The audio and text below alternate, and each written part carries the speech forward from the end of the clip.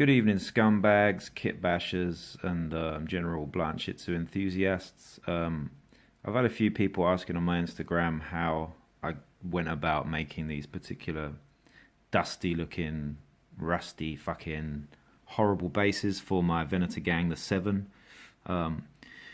Here's the gang, how they're looking so far. I've put the nameplates from Versatile Terrain on these now. And they're looking pretty sweet. I'm really happy with them. Sorry for the quality of the video. Hopefully you can kind of understand this. I'm going to try and edit it. I'm doing this on my phone and I'm pretty amateur and this is my first ever video. So hope you enjoy it. I'm just going to sort of run through the process, the type of products that I use to make this effect. It's really simple. It's really dirty, but it looks effective, as I think you'll probably agree. I'm not the best painter in the world at all. I've borrowed a few techniques off a few people that I really respect and admire, not least Hobby Dad most recently, Grim 40k and a few others. But I've kind of stumbled on something that looks pretty good by sort of trying to copy things, trying to mimic things a little bit, but also trying to twist it and make it my own, and that's what it's all about in the hobby, I guess. Anyway, so what I'll do is I'll just give you a quick rundown of the products that I used and how I used them, in what order, and so on and so forth, and then I'll sort of give you a sort of end process and show you what the result is like. Obviously, this is the finished result of these bases. Like I said, I'm really happy with them. I started off using the Necromunda 40 whatever mil they are. I'm not sure what mil they are, but they're the bigger ones, the ones that Goliath fit on. I've made this guy up kind of semi-painted. I've just oil washed him, just to get him into picture. So this is a sort of corridor Stig Shambler type thing. Quite happy with him so far. He's just still kind of drying. This is one of the ogres from my Blood Bowl team. A few people having a go at me about taking one of my ogres out of my Blood Bowl team, but I did have 8 ogres, so it's all good. The little guy on the back there is a snotling from the ogre kit with a flagellant head. I've then made a heavy flamer sort of combo out of I think it was a weapon from a Gene Stealer cult kit with a flamer end on it. A couple tanks. It's pretty ramshackle, but I quite like it.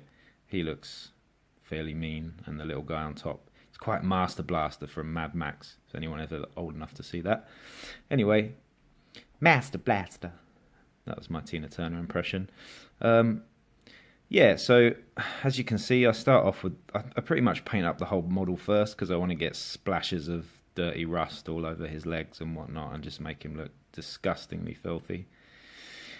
And so I start off with the Necromunda sort of base with all the detail on it, and I give it a coat of lead belcher basically, or any similar sort of steel paint.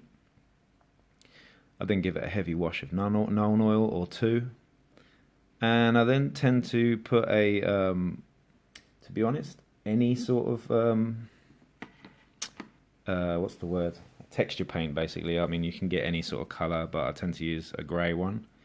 This most people say is a rip-off because you only get a small amount. I know you can get better ones, but this is all I had in my box, so I used this one, Astrogonite Debris. It's got Astrogranite, sorry. It's got quite a heavy, a lot of sand and grit and stuff in it. It's quite a thick one, so I quite like this, and it's also quite random in terms of the thickness of it. So it's just, I don't know, it's nice and natural looking. So I usually layer that over the top. Once I've done that, I tend to sort of work around the edges and up fabrics and stuff with, of course, the one and only, probably the best product that Citadel's ever made, that I think they've ever made anyway, and that's Typhus Corrosion. Use it on everything. I put it all over fabrics even before I prime them, because it adds a gritty, salty, dirty thing. I also use it as a finishing product if I've got, I don't know, if I want some extra shadows in recesses and things like that, and just a bit of filth and grime to add to things. I haven't got one in my hand though, unfortunately, but you know what Typhus Corrosion looks like, right? If you don't, you should. So and then really it's just it's a case of getting really dirty with it. I don't care if I spill a bunch of oil wash onto the base. Sorry, it's not that great, but you can kind of see what we've got here. That's at the stage where it's just got the texture paint and a little bit of typhus corrosion on it. So it's not looking too advanced. We'll kind of fast forward and have a look at how I get it to that. But the products that I use for that obviously are pigments. If you haven't used pigments before, pigments are powders. They come in a powder form. These Vallejo ones are, in my opinion, probably, well, I don't know, I haven't used many to be honest, but these are pretty damn good.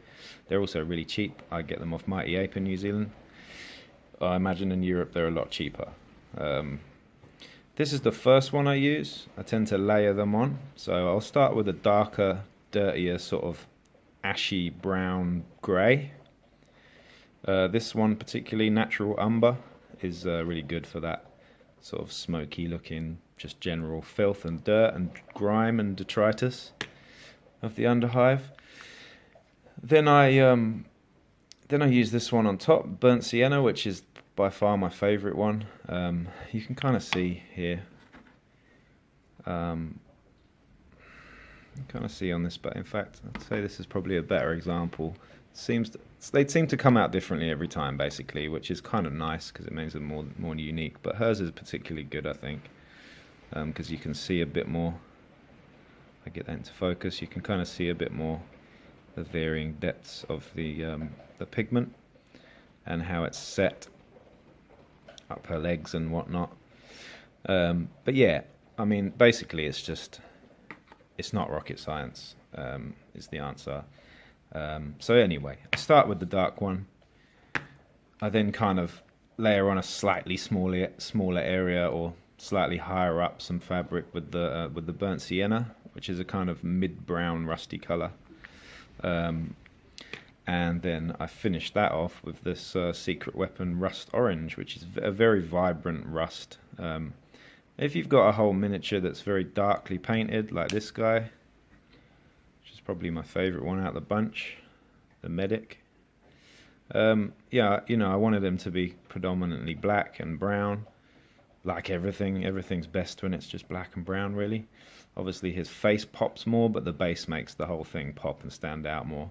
The other key thing I remember with this is black rims. You know, paint the rims black afterwards and it makes the whole thing pop a lot more. If you don't, you know, if they end up being silver or something, I'm just not a huge fan of it. It's kind of okay with the nameplate, but I just like black rims, really. It just makes the whole thing look more classy and a bit more grimdark. Here's what the pigments actually look like on my dirty palette. Just to show you, these have been watered down and mixed and then they're dry now. This is the Natural Umber. This is the Burnt Sienna, and that's the rust pigment there. As you can see, I use it a lot, and it's still, you know, it's still workable. So if I add some isopropyl alcohol or any sort of thinner to it, that will reactivate it, and I can just use it again. So pigments go a long way. You only need a small amount because you can always keep adding more. And yeah, basically, it's really that simple. So what I'll do is I'll just kind of, I'll go away, I'll do this guy's base, and we'll see how he's looking, and I'll kind of show it in stages, hopefully. Anyway, catch you in a bit. Okay, back again. That took me all of about 30 seconds. I probably could have just filmed it and it would have been more helpful for you. However, I haven't really got 3 hands. If I had 3 hands, I'd have done that. I wish I had 3 hands. It'd be awesome, wouldn't it? Anyway, as you can see, he's just drying now. Now, just another thing that I forgot to mention about pigments. A lot of people just use them dry.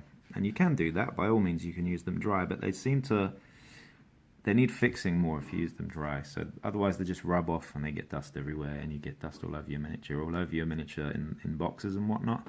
I've just done this real quickly because you can see he's still drying. As it dries, it's getting brighter and more vivid as the alcohol basically evaporates and leaves the dry sort of residue of the powder. See if I can get a nice close up here. So I've just slapped it off. That sounds really rude. slapped it on with a dirty old brush and sort of just dabbed it in all to wherever I want. So the outer areas are the dark, and then the innermost and the sort of top area, top coat is the heavy rust. I mean, you know, to be honest, it doesn't look amazing, but it does stand out and it does pop, and it makes the miniature look quite, you know, I guess grimdark, to want of a better word. It just makes him look pretty gross. I may end up repainting this. I painted this guy in like probably about half an hour. Most of the ogre was already painted previously. I wasn't too fussed about the paint scheme, so I just kind of kept it and made it a bit dirty. I gave it an oil wash. The rest is all just little plastic bits that I stuck on and basically repainted without even priming the rest of the miniature. So I'm really lazy. I like to take shortcuts. I know a lot of other people do. The painters out there that might watch this, not that they're going to be interested in it because they know their own techniques like the back of their hand.